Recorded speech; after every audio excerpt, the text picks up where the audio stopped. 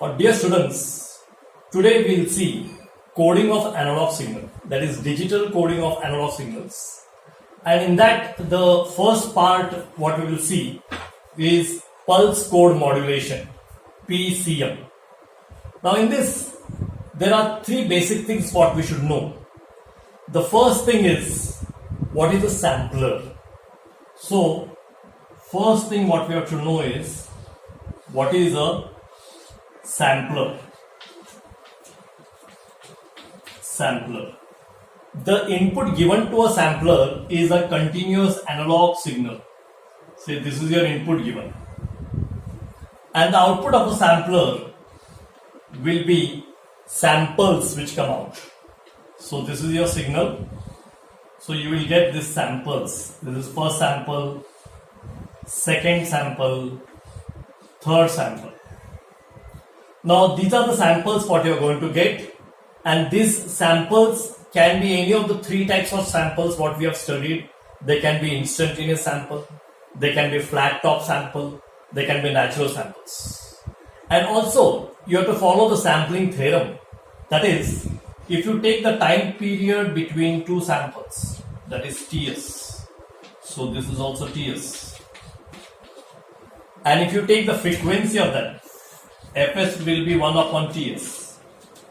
That frequency, that sampling rate, Fs, should be greater than or at least equal to twice the highest modulating frequency of the input. So here you are following at least the Nyquist condition where Fs is equal to 2Fm, or it should be more than 2Fm. So sampling theorem should be followed so that at the end we can reconstruct the signal. That is what we have studied in sampling theorem. But here, that Nyquist condition, that sampling theorem should be followed. So you have converted analog signals into samples, and these samples are continuous amplitude samples. These samples are continuous amplitude samples. Now these samples should be converted to discrete samples by a quantizer. Then your next block will be a quantizer. Quantizer. Now this quantizer will make this continuous analog samples into discrete samples. And this quantizer will work on approximation theory, where it will use number of levels. And the number of levels depend upon how many binary bit you want at the output for a particular value. Now here if you see, these same samples if you take, this is the first sample, this is the second sample, this is the third sample. Now here you will have their, and then you will have number of levels, 1, 2, 3, 4, 5, 6, 7, 8, this number of levels. That is what you do quantization. This is level number 1, level number 2, level number 3, level number 4, like that. And this is your time at which you are going to take the value. Then those number of levels whatever we have shown depends upon how many bits of digital data you want at the output. Say for example, I want 3-bit output. For a particular amplitude value, I want 3-bit. Then this number of levels will be 2 raised to 3. 2 raised to 3. That will be 8 levels. That will be from 0, 0, 0 to 1, 1, 1. 8 levels will be there. So 8 levels of quantization you are doing. You can do 2 raised to 4, 16 levels. You can do 2 raised to 5 or 32 levels. Any amount of levels you can do if you want to minimize something called as quantization error. Now what is this quantization error?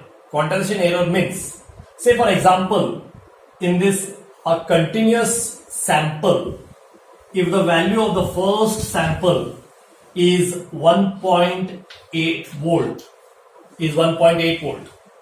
then according to these levels, whatever you have put, this 1.8 volt will be rounded off to say 2 volt. It is rounded off to 2 volt when you do quantization and when you get the discrete amplitudes, discrete samples. Now 1.8 has become 2 means there is a difference of 0.2. That 0.2 is called as quantization error. Now these levels are fixed, they are having standard values, standard levels, and therefore this continuous samples will become discrete sample. Now this 1.8 volt has become 2 volt. Now here whatever you have, this the first sample, here it was having 1.8 volt, here you will get a value of 2 volt. There is a 0.2 volt quantization error, but it is fixed now for 2 volt. Now that 2 volt, I want to convert it into binary number or into a digital data. Then the next block which I have to use will be encoder. Then the output of that encoder will be this 2 volt whatever you have got here will be converted into binary. Say now in this case we are using 3-bit data, so it will be 0, 1, 0. 0, 1, 0 will represent the binary data which will represent a 2 volt amplitude as an example what we have taken by the encoder. Now this is the process, this is the basic process what happens in PCM where you are converting analog signal into digital. So here we have seen the input was analog signal, then the first sampler was used, then we made samples which were continuous time samples, then we used quantizer to make those samples as discrete samples or fixed value samples, and those fixed value of that amplitude is converted into digital by an encoder. So this is the basic process what we will be using in the block diagram of pulse code modulation. This is how we generate a PCM rate. A PCM, this is how we do analog to digital conversion. Students, now we'll see the block diagram of PCM. So we have earlier seen the 3 basic parts of PCM. Those were sampler, quantizer and encoder, and we saw how we could generate the PCM signal. Now we will see the complete block diagram of PCM. Now here if you see, the first block I have shown is a source. It is a source of analog signal. It is a source of a continuous time signal. It will generate your analog signal, something like this. It will generate a continuous time signal. So it is an information wave. Now that has to be passed through a low pass filter with a proper cutoff frequency which represents the highest modulating frequency of that signal input. So what was the highest modulating frequency of the information? That will be the cutoff frequency of the low pass filter, and that signal will be passed. Now that signal is given to a sampler where sampler will make a continuous samples out of it. Now those samples will be here. Now those samples can be your instantaneous samples, or they can be your flat top samples, or they can be natural samples. Now those samples which were continuous with time have to bring back to discrete part. Now those samples should be made discrete samples. Those samples should have a fixed standard value of the amplitude depending upon the levels. So they are given to a quantizer, where quantizer will give them a fixed standard value. And there might be some quantization error in that. And if you want to eliminate those errors, you can increase the number of levels of quantization. But if you increase the number of level of quantization, the number of data bits will increase and then the bandwidth will increase. That part also you have to take care. So here, this samples what you got at the output of sampler where your continuous time samples, and those samples are converted to discrete samples by the quantizer. Now those samples which have come at the output of quantizer and what value they have, that value will be converted to a binary number, to a digital data by the encoder. Then the encoder means it is going to convert the samples given output by the quantizer into a digital data, binary data. Now that data will flow in an electrical waveform part, in an electrical waveform type through the channel. Now in the channel you can use something called as regenerative repeaters, which are same like amplifiers for analog signals. Now these regenerative repeaters are used for digital signals where they will regenerate the waveform again.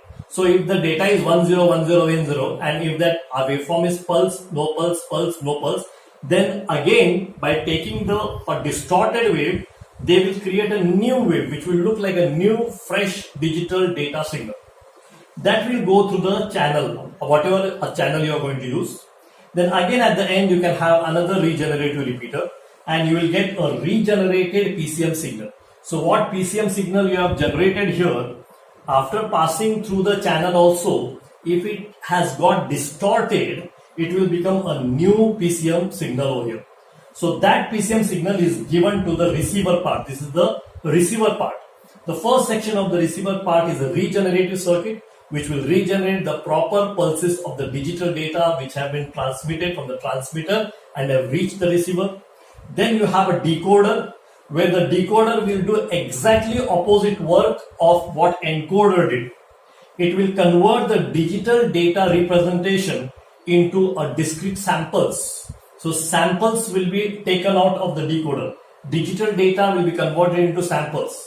Now those samples will pass through a reconstruction filter, which is nothing but a low pass filter, which will convert a continuous time signal which was original to your source signal, that information signal. And then the information signal is given back to the destination. That means this full process says that analog signal was first converted into samples. Samples were converted into digital data. Digital data traveled and it came to the receiver. Receiver converted those digital data into samples, and the sample was converted back to the original information continuous time signal, the analog signal.